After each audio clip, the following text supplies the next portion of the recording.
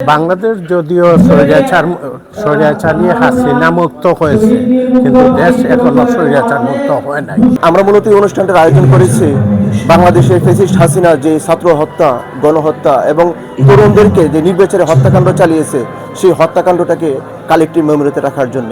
এবং প্রবাসীরা এখানে আছেন, ওনারা সবাই সেই ব্যথায় ব্যতীত হয়ে এখানে উপস্থিত হয়েছেন এবং সেই স্মৃতিকে তারা মনে রাখবেন, বাংলাদেশে যাতে কোনোদিন আর ফ্যাসিবাদের পুনঃপ্রতিষ্ঠা না হয়। বৈষম্য বিরোধী আন্দোলনের 100 দিন উদযাপন ও দোয়া মাহফিল। এই দোয়া মাহফিলে আমরা যারা ছাত্র জনতা যারা নিহত হয়েছেন তাদের আত্মার মাগফিরাত কামনা করছি এবং যারা অসুস্থ তাদের সুস্থতা কামনা করছি। এবং আমরা এই ছাত্র জনতার আন্দোলনে একটা স্বৈরাচার মুক্ত বাংলাদেশ পেয়েছি, হাসিনা মুক্ত বাংলাদেশ পেয়েছি।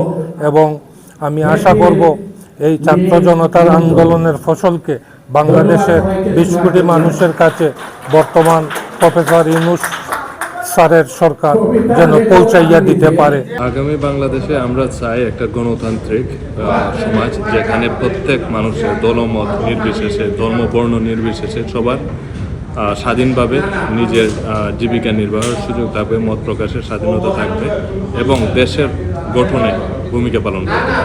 আমি এবং আমরা একজন বাংলাদেশি প্রবাসী হিসাবে বাংলাদেশকে যেভাবে সুন্দর চাই তেমনিভাবে বলতে চাই, ইতিপূর্বে 2024-এ যে যুদ্ধ হয়েছে, 71-এর স্বাধীনতা যুদ্ধ আর এই যুদ্ধ ভিন্ন।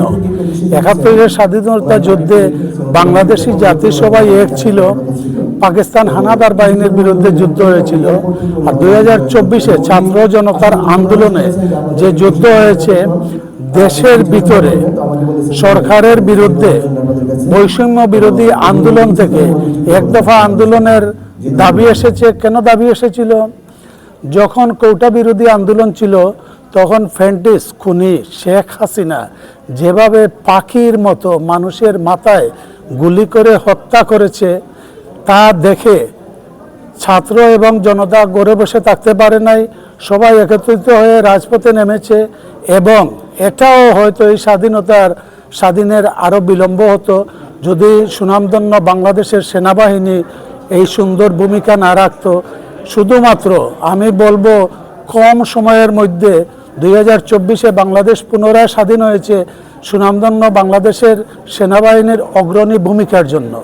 আমি আশা করি আগামীতে বাংলাদেশের সেনাবাহিনী যেভাবে উজ্জ্বল সুনাম অর্জন করেছে, সেই সুনাম আরও অক্ষত রাখবে। আমরা এমন বাংলাদেশ চাই যে ছাত্র জনতা, বিভিন্ন দল মত, ছাত্র, অভিভাবক, পেশাজীবী, শ্রমজীবী সবার সম্মিলিত প্রচেষ্টায় যে স্বৈরাচারকে হটিয়ে দেওয়া হয়েছে, যে উৎখাত করা হয়েছে, যাতে বাংলাদেশে ভবিষ্যতে আর কোনো স্বৈরাচার প্রতিষ্ঠিত হওয়ার সুযোগ না পায়, সেজন্য সবাইকে ঐক্যবদ্ধ থাকতে হবে। বাংলাদেশের কোনো বাহিনী, আধা সামরিক হোক, সামরিক হোক, বেসামরিক হোক, কোনো প্রশাসন যাতে সরাসরি কোনো দলীয় সরকারের অধীনস্থ হয়ে দলীয় কর্মীর মতো কাজ করতে না পারে।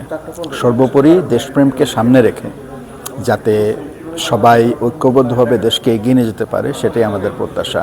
আমরা যারা দেশের বাইরে আছি, আমরা যারা নিজেদেরকে রেমিটেন্স যোদ্ধা বলি, আমাদের প্রত্যাশা থাকে যাতে দেশ এগিয়ে যেতে, আমরা যাতে সাহায্য করব যাতে দেশ এগিয়ে যেতে পারে।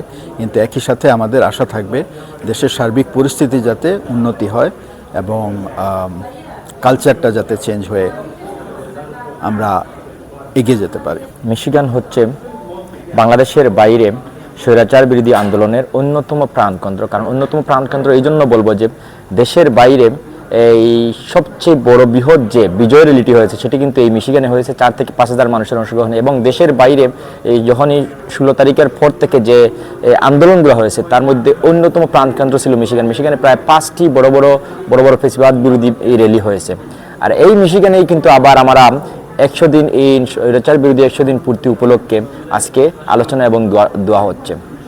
তো আমি আশা করব বাংলাদেশ যদি এই মেসেজটি বাংলাদেশ সরকারের কাছে যায়, আমাদের মিশিগানের যে আজকের এই মিটিংকে যারা আমাদের বিভিন্ন বক্তারা যে উদ্দেশ্যগুলো, যে কথাগুলো বলবেন, এগুলো যেন প্রকাশে নেওয়া হয়, কারণ এখান থেকেই কিন্তু আন্দোলন হয়েছে এবং এই আন্দোলনগুলো থেকেই কিন্তু সম্পূর্ণ বিশ্বের বহির্বিশ্বে প্রবাসীদের আন্দোলনের ফলশ্রুতিতেই কিন্তু আজকের সরকার গঠিত হয়েছে। যাদের যাদের রক্তের বিনিময়ে আজকে তাদের শহীদে আমি আত্মার মাগফিরাত কামনা করছি, যে সেই শহীদদের প্রতি যাদের রক্তের বিনিময়ে আমরা এই স্বাধীনতা পেয়েছিলাম, স্বৈরাচার মুক্ত হাসিনা মুক্ত বাংলাদেশ পেয়েছি। আমরা আসলে আজকে 100 দিন উদযাপন করতে যাচ্ছি।